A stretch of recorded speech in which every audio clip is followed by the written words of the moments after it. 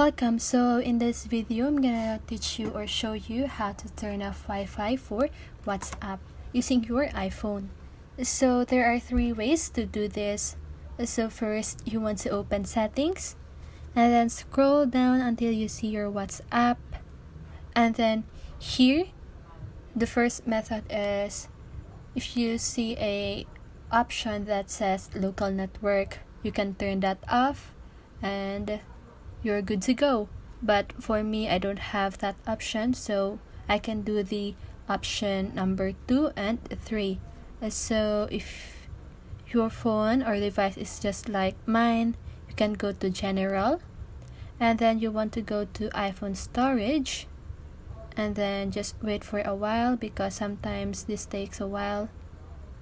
And then after that, you want to go to WhatsApp or you want to find WhatsApp. Then you want to click on that and then click offload and then click offload up, and that's it.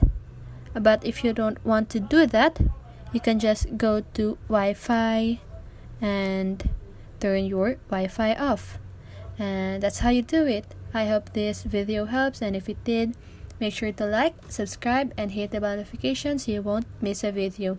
See you on the next one and have a great day.